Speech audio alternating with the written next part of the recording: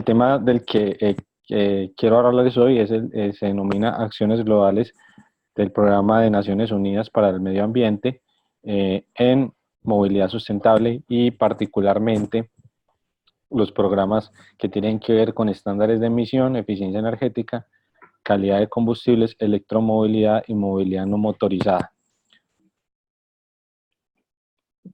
Bueno, muchos de ustedes ya me conocen, mi nombre es Luis Felipe Quirama Londoño, soy estudiante de cuarto año de doctorado de la Universidad Tecnológica de Pereira. He tenido la oportunidad de colaborar con el Grupo de Enfoque en Energía y Cambio Climático del Tecnológico de Monterrey, también con el Grupo de Investigación en Gestión Energética de la Universidad Tecnológica de Pereira, y desde hace algunos años también colaborar con las actividades de relieve. Lo primero que tenemos que decir es que el modelo de transporte que actualmente se utiliza en el mundo, pues es un modelo, digamos, que tiene un alto impacto energético y un alto impacto ambiental. Estas fotos, digamos, no son muy ajenas a otros contextos. Particularmente es la avenida que conecta al campus de Naciones Unidas con otros sitios de la ciudad, y pues pueden ver, digamos, que hay características como la monotransportación, es decir, tasas de ocupación inferiores a 1.5 personas por vehículo. También, digamos, en el caso particular de Kenia, pero también en otros países se permite el ingreso de vehículos nuevos y usados con bajos estándares de emisiones y bajos estándares de eficiencia energética. Vehículos que por su tecnología de motorización pues hacen un uso intensivo de combustibles fósiles y flotas en las cuales la incorporación de vehículos de bajas y cero emisiones es casi nula. Y por otra parte también baja inversión, promoción de la movilidad activa o de la movilidad no motorizada. Esos son como características que podemos encontrar en los diferentes sistemas de transporte de los países, especialmente, digamos, de países en vía de desarrollo. Y pues como les decía inicialmente, eso tiene un costo ambiental y tiene un costo energético.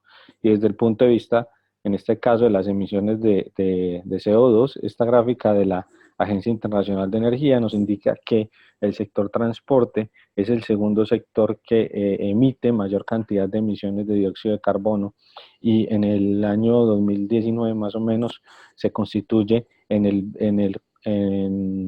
es el sector que aporta más o menos el 25% de las emisiones de dióxido de carbono. Eso es, digamos, desde emisiones que pueden afectar el cambio climático, desde emisiones que pueden afectar o emisiones contaminantes que pueden afectar la calidad del aire.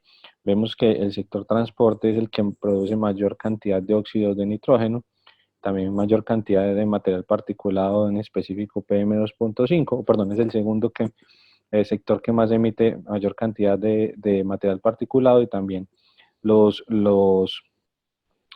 hidrocarburos de características, los non-methane hydrocarbons.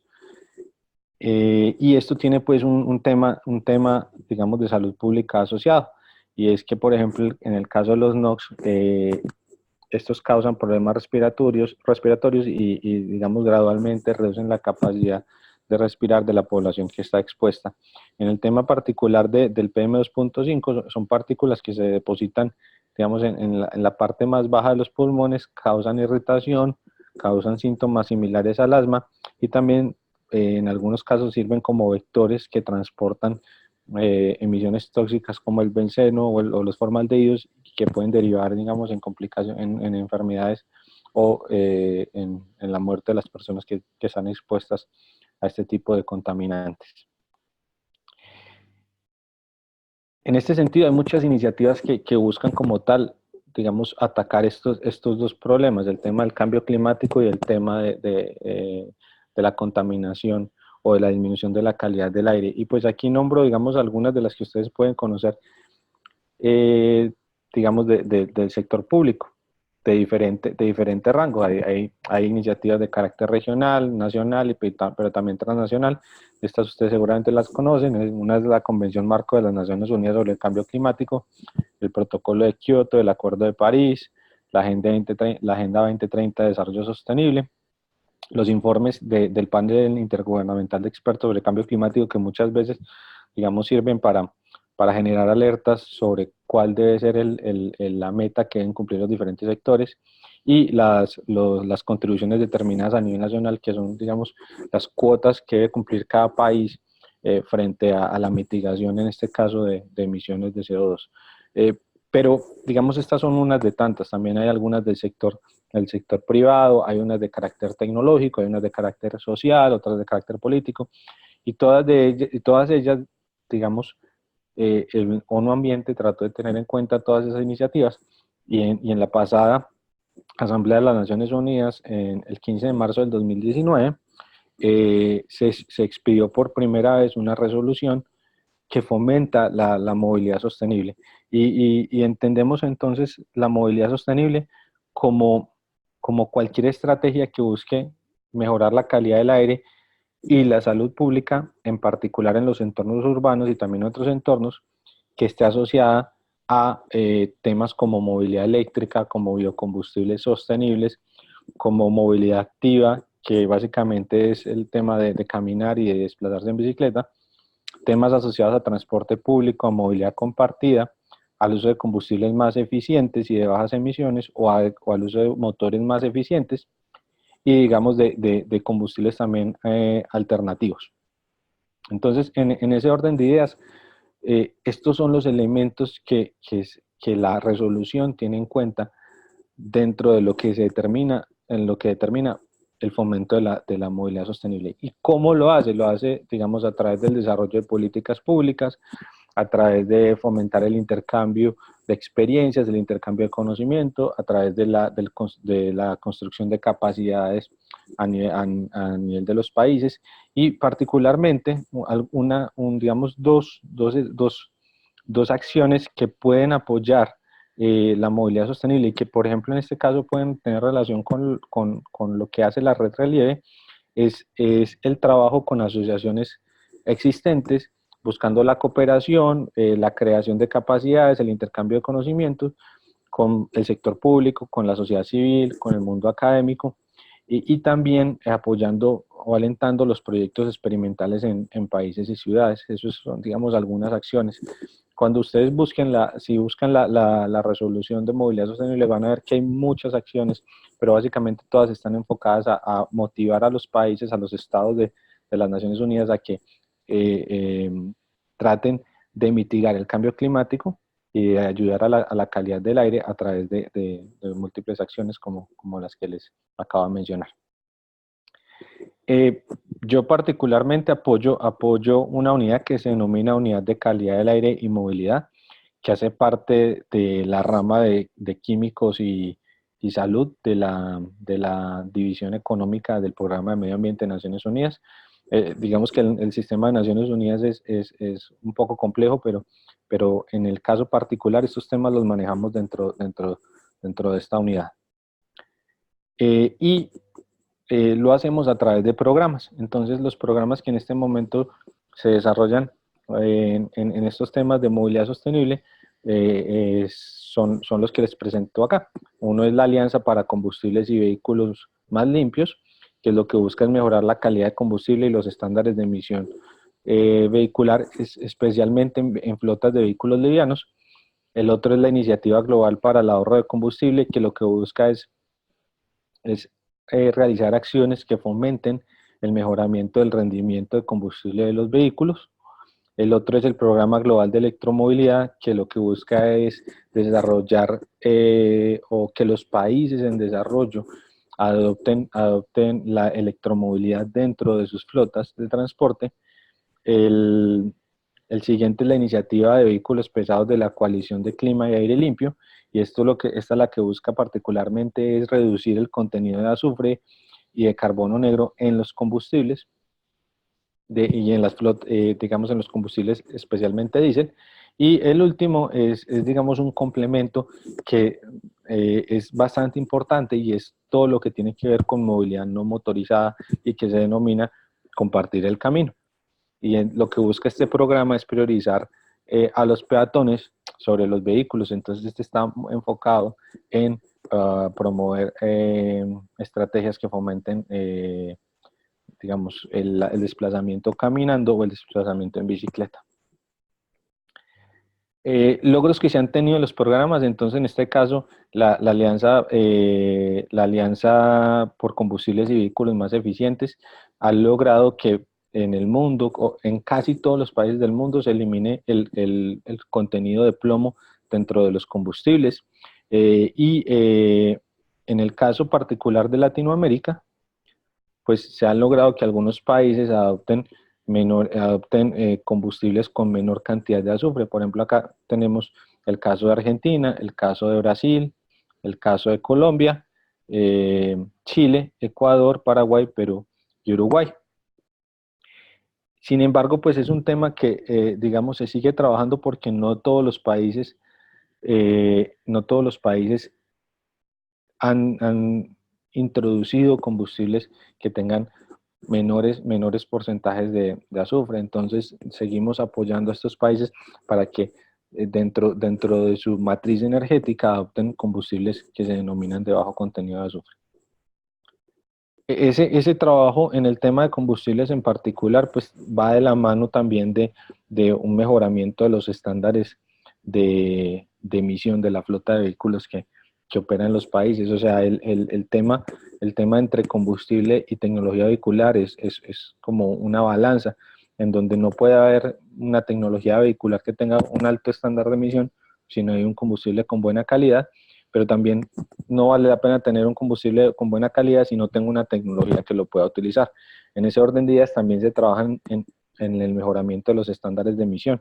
Y vemos en este caso pues un mapa de Sudamérica y de Centroamérica, en donde podemos ver que muchos de los países de Sudamérica ya tienen estándares, en el caso de vehículos livianos, tienen estándares de emisión superiores a Euro 3. Y solo hay 3 o 4 países que siguen con estándares de emisión por debajo de Euro 3. Euro 3 como tal es una medida que pone el marco común europeo para clasificar el impacto asociado a emisiones de CO, de hidrocarburos no quemados, de material particulado, de los vehículos que operan en las flotas. También está la otra iniciativa que se denomina Iniciativa Global de Ahorro de Combustible. En este caso, este programa en particular ha desarrollado 16 proyectos en Latinoamérica, proyectos que van enfocados, como les decía inicialmente, a mejorar la eficiencia energética de la flota.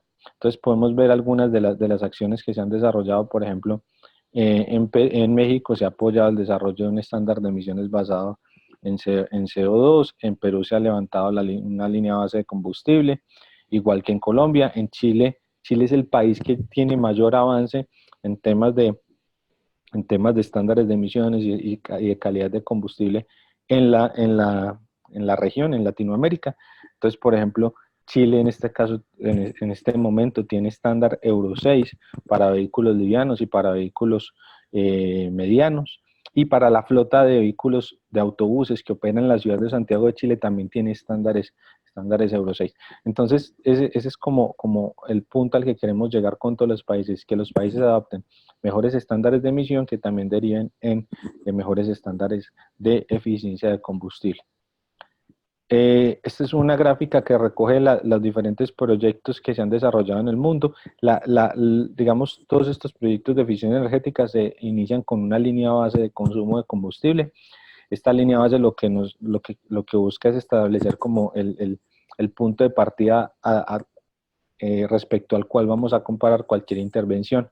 Entonces, cuando hablamos de intervenciones o instrumentos para mejorar la economía del combustible de la flota, lo que buscamos es, por ejemplo, introducir estándares estándares obligatorios para el país, buscar que se adopten instrumentos para evaluar la eficiencia energética de la flota de vehículos o de los nuevos modelos que ingresan a los mercados automotrices.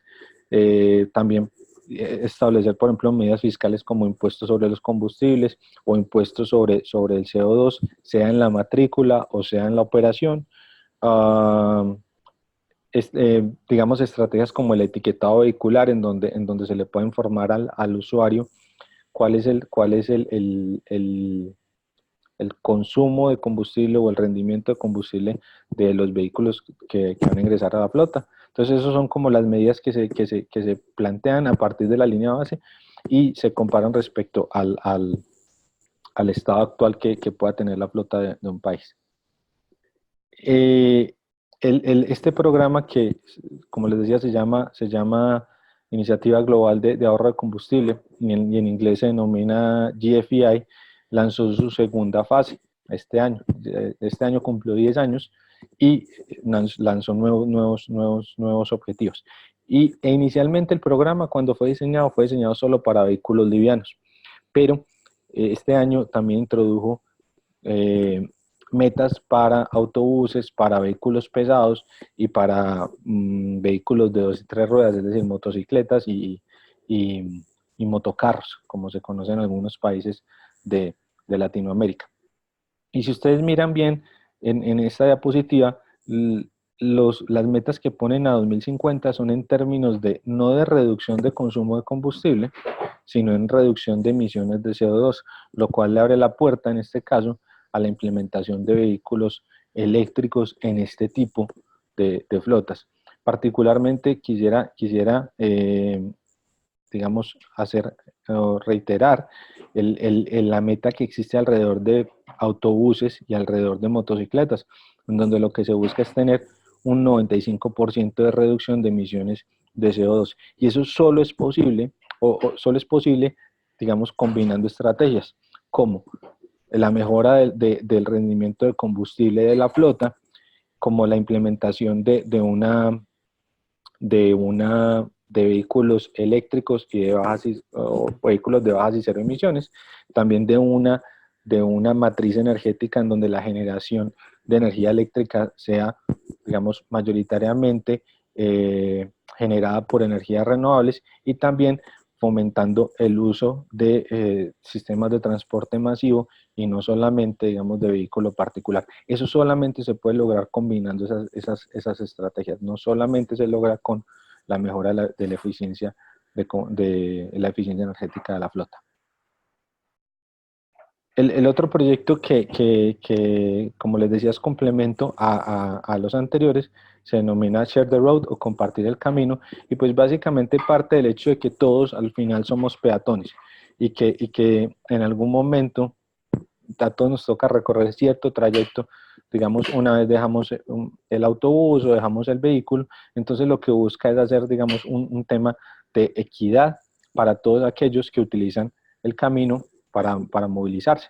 Y pues básicamente está argumentado en que más o menos en el año ocurren 1.5 millones de muertes asociadas a que no existe la infraestructura para que la gente pueda desplazarse utilizando bicicletas o caminando. Si bien este proyecto, digamos, no tiene un alto componente de tecnología dura, es un proyecto que trae múltiples beneficios porque, primero que todo, pues reduce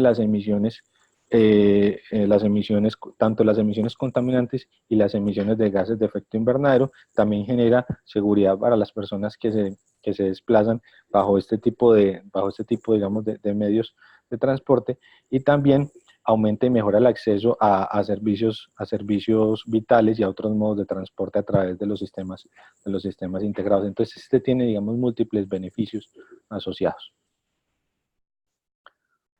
La forma en la que se desarrolla este proyecto es básicamente a través de 3 estrategias. Lo primero es apoyar a gobiernos y a otras organizaciones en el desarrollo en adoptar políticas de movilidad no motorizada o movilidad activa. También proveer soporte técnico a los países a través digamos, de expertos técnicos de diferentes organizaciones. Y lo otro es fomentar el uso de este tipo de medios de transporte dentro de la ciudadanía. O sea, no solamente se tiene que tener la infraestructura o tener los análisis, sino también poder hacer que la ciudadanía adopte la movilidad activa como un modo de transporte. Algunos resultados que se han tenido en los países en este caso se ha prestado asistencia técnica en diferentes países, en 9 países alrededor del mundo. En Latinoamérica particularmente está en Brasil y México. En México se tiene un proyecto de movilidad, de sistema de bicicletas compartida en Aguascalientes y en términos de generación de política pública. Entonces para cerrar esta idea, se han desarrollado 4 políticas y en diferentes países y en Brasilia, digamos, es el resultado para Latinoamérica. En el tema de la del proyecto que se denomina Iniciativa de Vehículos Limpios en flotas de transporte y que hace parte de la coalición de Clima y Aire Limpio, pues aquí les muestro un mapa de dónde se han desarrollado proyectos y básicamente los proyectos han estado enfocados en la reducción del contenido de azufre y de carbono negro de los combustibles, pero también la introducción de vehículos con mejores estándares de emisión en flotas de vehículos pesados y en flotas de autobuses. Y finalmente quiero presentarles el programa global de electromovilidad. Este es uno de los programas que yo particularmente apoyo.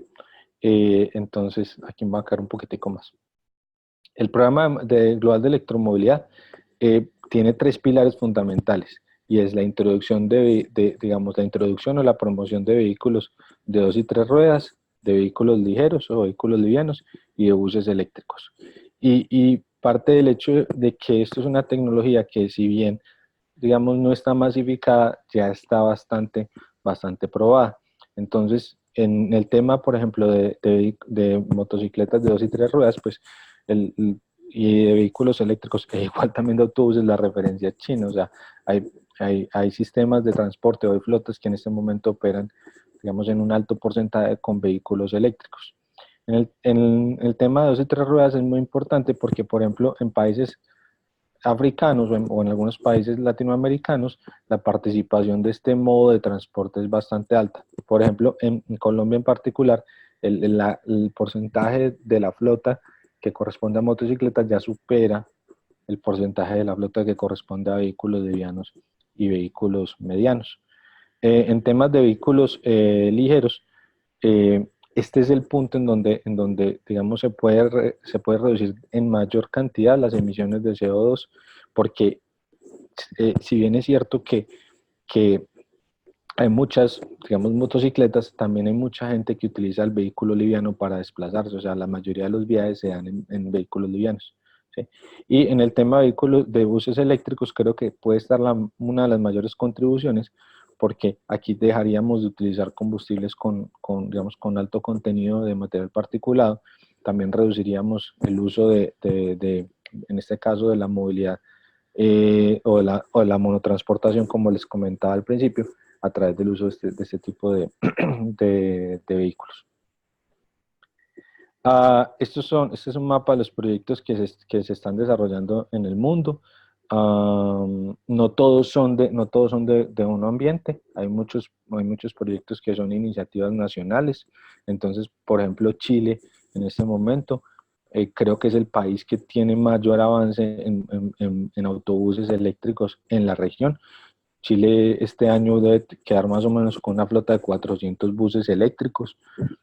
Aparte de eso, como les comentaba, tiene los estándares de emisión más altos. En este caso son Euro 6 para vehículos livianos, para vehículos medianos y para autobuses en la ciudad de Santiago. Entonces, Chile es como tal un referente para Latinoamérica. Pero también dentro del Programa Global de Electromovilidad vamos a desarrollar proyectos en Perú, vamos a desarrollar proyectos nuevamente también en Chile, en Costa Rica, en Antigua y Barbuda, en San Lucia y en Jamaica. Esos son los programas que se van a desarrollar en Latinoamérica. ¿Qué se les va a ofrecer? Se les va a ofrecer básicamente asistencia en el diseño de políticas públicas, asistencia en la implementación de proyectos piloto y también en el monitoreo de los beneficios que se puedan derivar de la implementación de este tipo de tecnología. Se llama Proyecto Global de Electromovilidad, como por lo que les decía al principio, son 17 países, tanto en Latinoamérica, en África y en este caso en Asia Pacífico. Bueno, esto ya se los comenté hace un momento. La idea de este proyecto es apoyar a los países en vías de desarrollo o con menores ingresos a que adopten la electromovilidad. Sabemos digamos, en Europa los referentes son Noruega, que tiene, digamos, un 60% de su flota de vehículos eléctricos, pero pues también creemos que la electromovilidad puede implementarse o los países en vías de desarrollo pueden hacer un salto rápido a la electromovilidad si como tal comparten, digamos, tecnología, comparten experiencias y básicamente esto lo vamos a hacer a través de, aquí lo tengo, a través de 4 plataformas regionales. Va a haber una para Latinoamérica, una para África, una para Asia Pacífico y una para países del centro y el este de Europa. Eh, los beneficios que van a lograr los países, básicamente, como les decía, es que ellos van a poder tener estrategias nacionales en electromovilidad, van a poder tener proyectos demostrativos con los que se puedan desarrollar los casos de negocio. Al final, digamos, si el propósito de esto es bajar o es disminuir o mitigar el cambio climático y ayudar a la calidad del aire, estos son proyectos que tienen que tener, digamos, casos de negocio probados para que las empresas decidan poder invertir en este tipo de proyectos. Entonces, al hacer proyectos demostrativos, lo que queremos es validar casos de negocio. Queremos apoyarlos en la formulación de políticas fiscales y regulatorias. Bueno, ya les mencioné el tema de modelos de negocio. Y también, como son necesidades compartidas entre los países, pues va a ser más fácil, digamos, negociar con proveedores de, por ejemplo, autobuses eléctricos. Entonces no va a negociar solamente Chile, sino que va a negociar Chile, Perú, Jamaica, Antigua y Barbuda, San Lucia, con un proveedor, una sola tecnología, y de algún modo lo que queremos de esa forma es lograr que se escalen los proyectos y disminuir los costos de adquisición. Bueno, esto es a grandes rasgos lo que se está haciendo, y me gustaría pues atender cualquier tipo de pregunta que tengan al respecto. Muchas gracias por su atención.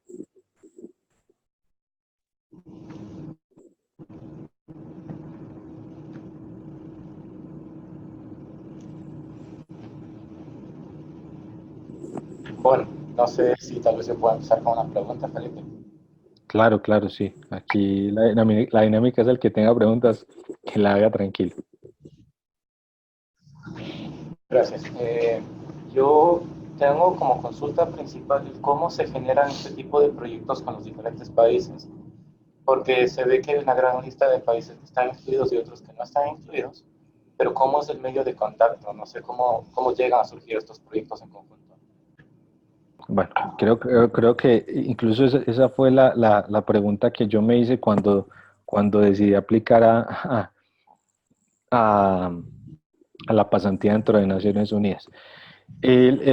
Básicamente lo que existen son como mecanismos de financiación, ¿cierto? Y esos mecanismos de financiación, hay múltiples mecanismos de financiación. Voy a poner un ejemplo, el Global Environmental Facility o el GEF, ¿sí? Ellos sacan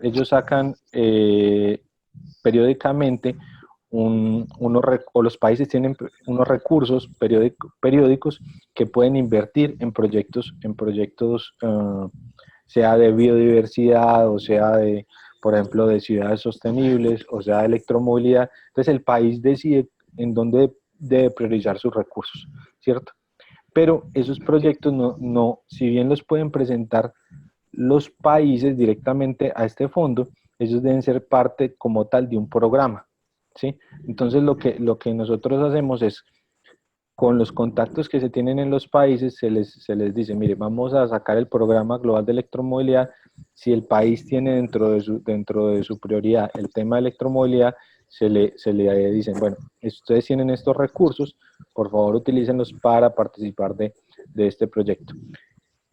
En este proyecto como tal, fueron 17 los países que decidieron invertir sus recursos en el programa de electromovilidad, ¿cierto? Pero otros países lo hicieron en otros temas que consideran prioritarios. Por ejemplo, en el caso de Colombia, Colombia tenía 10 millones de dólares para invertir en proyectos y ellos los decidieron enfocar en biodiversidad, ¿sí?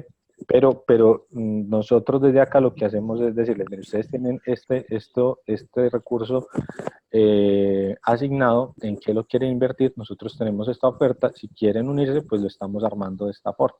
¿Sí? Eso es una forma. La otra es que a un donante se le presenta una iniciativa, por ejemplo, la iniciativa global de ahorro de combustible, y ellos dicen, sí, para esa iniciativa tenemos, por ejemplo, $2 millones.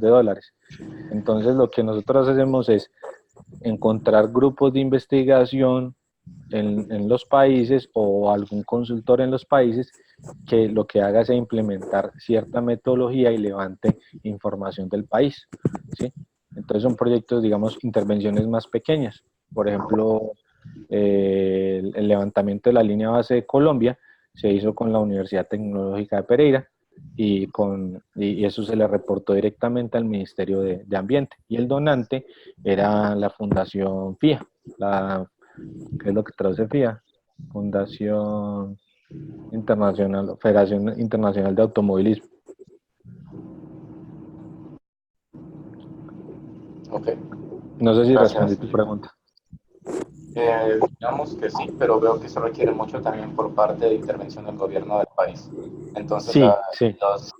lo que nos limita a ver un poco a los que no estamos involucrados en el gobierno y solo trabajamos en el tema de, como en centros de investigación o en academia, creo que está un poco más limitado, que requiere como mucha intervención por parte del gobierno local, según. Sí, tienes toda la razón, e incluso eso es una de las cosas que yo he notado, o sea, la intervención de un ambiente no es una intervención, digamos, vamos a desarrollar un proyecto específico en una ciudad o con un grupo de investigación, no. La intervención de un ambiente es para formular una política pública y construir capacidades en el país, digamos, que tengan resultados masivos. Entonces a veces son proyectos que toman entre 2 y 3 años mientras se hace toda la consulta por ejemplo, un nuevo estándar de eficiencia energética, ¿sí? Pero yo, como dice un amigo mío, yo no vería el hueco en el roscón, sino que vería el roscón, ¿sí? Hay que mirarlo es como la posibilidad de decir, desde la investigación tenemos que involucrarnos más con los generadores de política pública para poder apoyarlos digamos, para poder generar argumentos técnicos que permitan tomar decisiones. Ok, muchas gracias. Felipe, ¿y hay algún lugar en internet donde donde podamos consultar en qué se gasta ese fondo de cada país? ¿O no es público? Bueno, como te digo, depende como tal del proyecto. Si es, por ejemplo, los proyectos del Global Environmental Facility, es buscar, digamos, ese nombre y, digamos, hacer todo un proceso de búsqueda para cada país. Pero también hay que buscar, por ejemplo, cuáles son los proyectos que un ambiente desarrolla. Entonces yo les diría, visiten la página que es UNEP/transport, y ahí aparecen los programas que se están desarrollando en temas de transporte, que son estos mismos que les acabo de mencionar. De pronto hay información, digamos, más detallada de cuál es el alcance de cada proyecto en los diferentes países. Muchas gracias. Y otro como comentario. En una clase que tuve este semestre, comenté algo que escuché en el Congreso de Relieve de este año, que era que en Puebla querían derrumbar los puentes peatonales porque realmente eran antipeatonales. Entonces hice ese comentario y me preguntaron los alumnos, ¿y qué pasa si el peatón está caminando, cruza la avenida estando un puente a 50 metros? Pero él quiere cruzarlo así, de que, por donde pasan los carros. Y le dije, no, pues es que por ley el peatón es primero. Y me dice, no, por ley el peatón tiene la culpa si lo atropella. Entonces, como que, Sí. ¿cuál estrategia consideras que se puede hacer como para que todos estos programas de la ONU puedan permear hasta los ciudadanos? ¿Qué opinas de ese comentario y qué estrategias crees que se pueden utilizar? Bueno, yo creo que digamos, frente a ese tipo de acciones, pues puede haber diferentes puntos de vista. El mío en particular es que al ser todos peatones, debería prevalecer el derecho a, digamos, a caminar. Muchas veces el tema es que el peatón le toca caminar 50 metros para subirse a un puente peatonal y poder cruzar la calle. Yo creería que partiendo del derecho de igualdad deberíamos darle prioridad al peatón, porque todos somos peatones al final, no todos somos conductores, pero todos sí somos peatones, ¿sí? Entonces, desde ese punto de vista, yo creo que hay que darle el derecho al peatón. Pero más allá, digamos, de la discusión alrededor de quién tiene derecho o quién no, yo creo que lo que hay que hacer es poder generar políticas, generar políticas, generar infraestructura y que la gente realmente las adopte, ¿sí?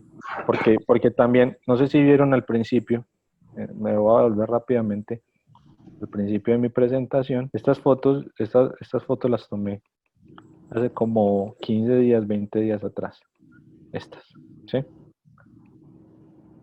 O sea, esta persona tiene una ciclovía que va por el otro lado, ¿sí? Tiene toda una ciclovía, pero no la utiliza, ¿sí? Él prefiere moverse en su bicicleta por el andén por donde van las personas. Entonces, ese tipo de cosas yo creo que son importantes que se tengan en cuenta, es generar las políticas, generar la infraestructura, pero también que la gente adopte digamos, las tome como suyas. Entonces muchas veces la aproximación yo no la haría, digamos, desde el gobierno hacia la ciudadanía, sino más bien desde la ciudadanía hacia el gobierno. Ok, gracias. Tengo una pregunta, Felipe. Ah, ok, desde tu experiencia, ¿qué tan difícil es convertir los resultados de investigación en políticas públicas? Como que ese paso de llevar todo lo que uno desarrolla en la academia hasta políticas que se implementen en los gobiernos, ¿qué tan difícil es? Qué buena pregunta. Yo creo que como todo requiere un trabajo, pero realmente el quid del asunto está en el lenguaje, ¿sí? O sea, el lenguaje con que uno expresa unos resultados de investigación ante un panel científico no es el mismo lenguaje con el que uno debe expresar, digamos, ciertos resultados frente a un panel, digamos, de generadores de políticas públicas, ¿sí? Entonces yo creo que si se sabe o si se cuenta con las capacidades para poder manejar los lenguajes de cada uno de los eslabones, no solamente del científico, sino también, digamos, del sector público y del sector privado, se puede facilitar mucho más la adopción de las políticas públicas. Por ejemplo, o sea, al que hace política pública no le interesa mucho, digo yo, por ejemplo, cuánto es la generación de NOx si utilizas un combustible, si utilizas otro, si utilizas una tecnología vehicular, si utilizas otra, no. Es lo que le interesa es decir, bueno, y eso el impacto sobre la comunidad es cuál. Y muchos de esos impactos también se llevan, digamos, a indicadores socioeconómicos que lo que hacen es decirle, si yo invierto en esta, por ejemplo, en exigir una mejor tecnología, una mejor calidad de combustible, voy a ahorrarme tanto desde el punto de vista del sistema de salud. Entonces yo creo que si las personas o los, digamos, los que generan investigación también saben hablar el lenguaje del sector público y del sector privado, todo puede fluir un poco más rápido. También hay que tener en cuenta que la política pública pues depende, digamos, de los gobiernos y son procesos que toman tiempo. Entonces, generalmente son procesos que entran en un gobierno y salen en otro, ¿sí? Y esos son temas que también uno tiene que tener en cuenta cuando se mete a trabajar en la generación de política pública, que puede que este gobierno la haga, pero el otro que entra no sea prioridad o tenga otros compromisos y no la adopte. Entonces, yo diría que es bastante difícil, pero si uno conoce ese tipo de elementos, pues puede facilitar la transición de resultados de investigación a política pública. Okay, gracias. Yo tengo una duda. En el momento que la ONU está desarrollando esos proyectos con diferentes países, ¿es la ONU la que traza ciertos requisitos, por ejemplo, que deberían cambiar norma de Euro 3 a Euro 4, por decir algo, o es el país el que está dispuesto hasta dónde quiere llegar, o cómo es ahí el entendimiento? Digamos que lo idóneo sería que todos tuvieran combustibles por debajo de 10 partes por millón, que todos, tanto vehículos pesados como vehículos livianos, fueran Euro 6, que la mayoría adoptaran sistemas de transporte masivo, que tuviera infraestructura para que se promocionara la movilidad activa y que realmente la gente lo utilizara. Y ese, digamos, es el deber ser, ¿sí? El ser es que cada país tiene, digamos, una limitación. Y, por ejemplo, si un país que no produce su propio combustible, que realmente lo importa de otro país y que por un tema económico no puede acceder a un combustible con mayor calidad, pues es un tema que el país tiene, digamos, unas condiciones y unas restricciones, digamos, que tal vez no puede superar. Entonces, lo que nosotros, digamos, hacemos es mostrarle a los países en los diferentes programas, mire, la meta, ¿sí? ¿Cuál es su realidad y cómo podemos en esas condiciones que tiene movernos desde su realidad hacia la meta, ¿sí? Ahorita estamos, por ejemplo, trabajando un tema de estándares de combustible, estándares de emisiones y estándares de eficiencia energética para los países en Centroamérica, ¿sí? Y este tema en particular es muy bonito porque lo que hace es tratar de desarrollar una política armonizada para todo Centroamérica. Pero va a ser un tema muy difícil porque cada país centroamericano pues tiene unas características particulares, entonces mover a todos los países hacia una meta armonizada pues va a depender mucho de la intención del país, pero también de sus restricciones particulares. Yo tengo una duda.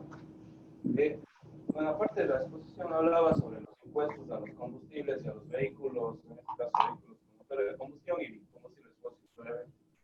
Hace un mes, el gobierno de Ecuador quitó el subsidio a los combustibles. Al día siguiente, la gente salió a las calles, reclamó y luego de 10 días el gobierno se retractó. O sea, ¿cómo es la ONU para evitar eso, para llegar a la gente, para no ser tener mayor influencia y que el gobierno que ellos se mantengan en su posición? Al final no trató eso. Actuaría ahí las Naciones Unidas. Yo creo que no es muy lejana mi respuesta a lo que le respondí a Fabio. Cada país tiene sus particularidades y lo que nosotros hacemos es dar soporte técnico a los países para que puedan mejorar en combustibles, en emisiones, en eficiencia energética o en movilidad sostenible, digamos en general, ¿cierto? Pero también hay otros fenómenos, digamos, sociales y económicos que si bien no tienen, digamos, un matiz técnico, pueden también afectar la política. Entonces, por ejemplo, no sé si dieron cuenta que la conferencia de las partes, que es en diciembre, y que digamos, en donde los países van y presentan sus resultados en temas de mitigación del cambio climático, mejoramiento de la calidad del aire, se suspendió. Era en Chile, ¿sí?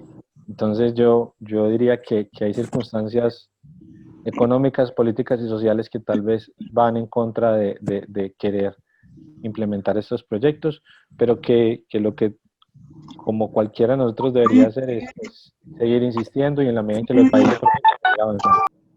¿No hay más preguntas? Tal vez alguien de los que están conectados. Si no, yo tengo otra pregunta. Pero esperemos a ver si alguien más tiene una pregunta de los conectados.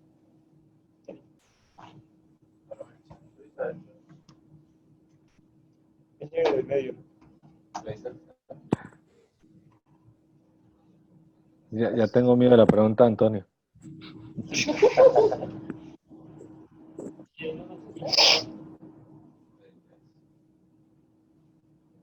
Bueno, no veo más preguntas, voy a hacer una pregunta que tengo.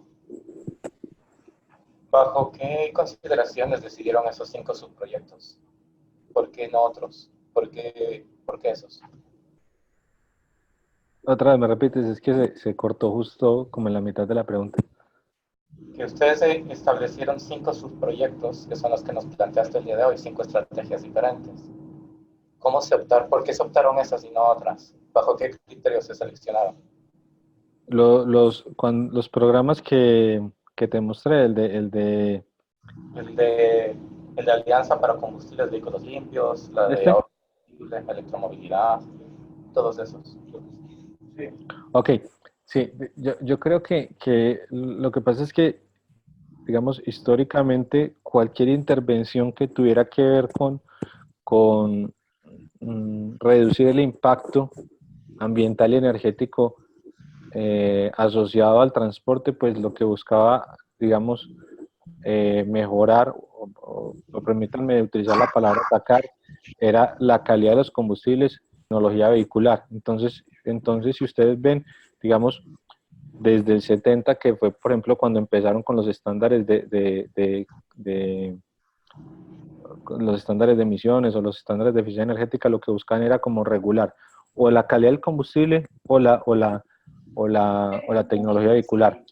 Pero, digamos, esto es un tema que es dinámico, de hecho, por ejemplo, programas como el Programa Global de Electromovilidad solamente se vino a lanzar este año, ¿sí? Entonces, yo creo que es un tema que básicamente uno responde, digamos, a, a señales que dan también la tecnología. O sea, no hubiéramos podido lanzar un programa global de electromovilidad hace, digamos, 20 años porque como tal no estaba la tecnología de vehículos eléctricos, digamos, en el punto de desarrollo como el que se encuentra ahorita, ¿sí? O programas, por ejemplo, como el compartir el camino, que, digamos, es ahora en donde se están tratando los temas de darle importancia a la movilidad activa. Entonces yo creo que históricamente se empezó trabajando sobre calidad de combustibles y tecnología, pero poco a poco se va pasando más hacia cómo la gente utiliza los modos de transporte, o sea, hacia promocionar sistemas BRT, hacia promocionar, por ejemplo, la movilidad activa. Entonces yo creo que es la evolución natural que se ha venido dando, ¿sí? O sea, es más fácil, digamos, tratar de restringir a la empresa petrolera o al que fabrica vehículos y al final dejaron como al usuario. Entonces, ahorita es que realmente se está volviendo al usuario. Pero entendería que están igual relacionados con los objetivos de desarrollo sustentable de la ONU, ¿cierto?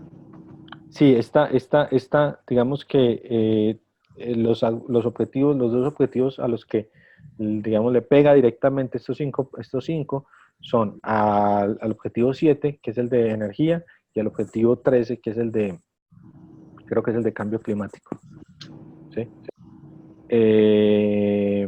Pero también hay que tener en cuenta que los objetivos de desarrollo sostenible salieron después.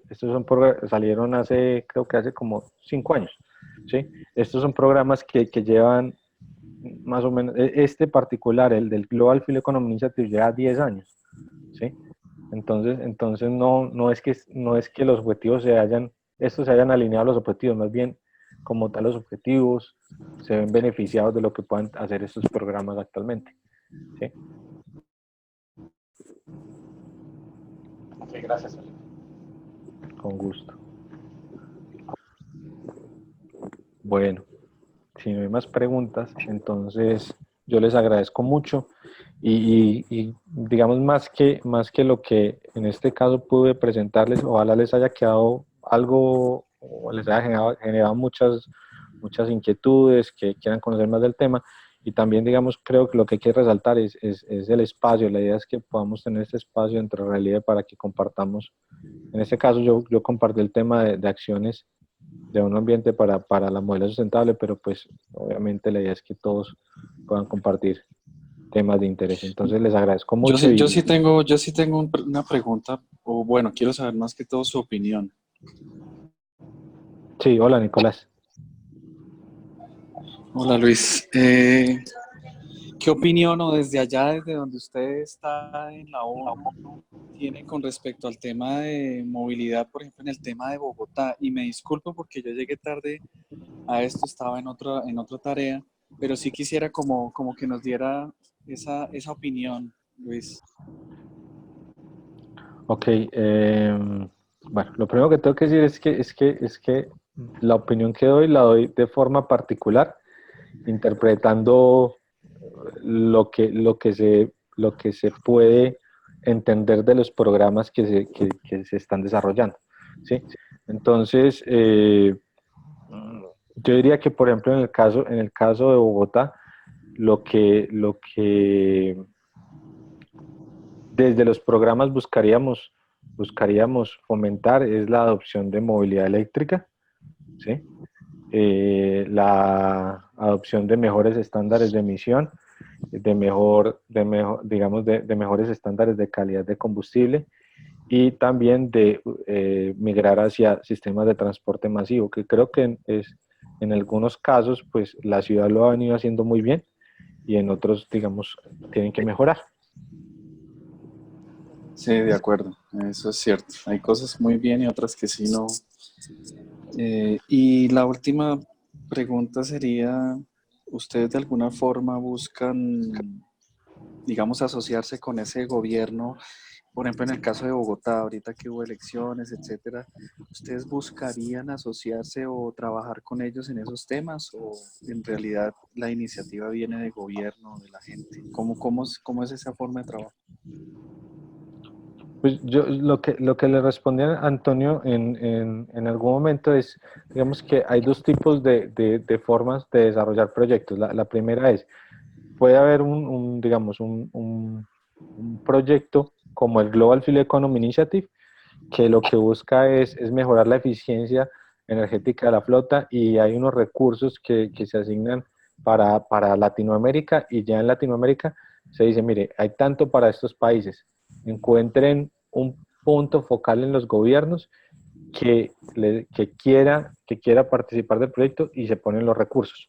Esa es como una de las formas, digamos que eso es una aproximación top-down, ¿sí?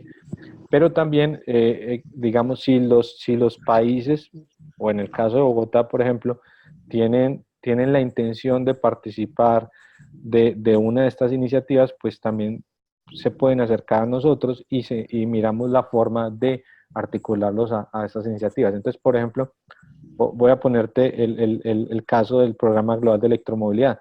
El Programa Global de Electromovilidad va a desarrollar, como lo decía ahorita, 4 plataformas regionales, una para Latinoamérica.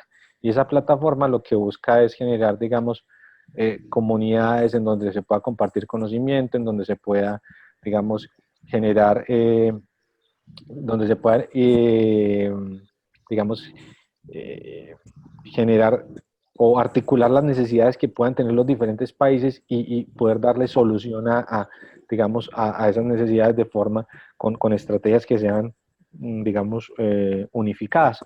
Entonces, si por ejemplo el gobierno de Bogotá quisiera participar, entonces sería que se acercara a nosotros y nosotros miramos la forma de articularlo.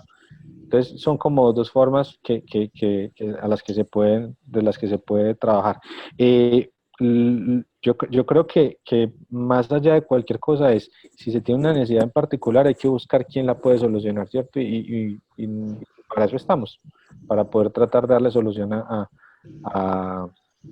a temas de movilidad sustentable y tal vez nosotros no tenemos la respuesta, pero conocemos quién la pueda tener. Es como articular el que demanda conocimiento con el que ofrece conocimiento. Eso es lo que hacemos.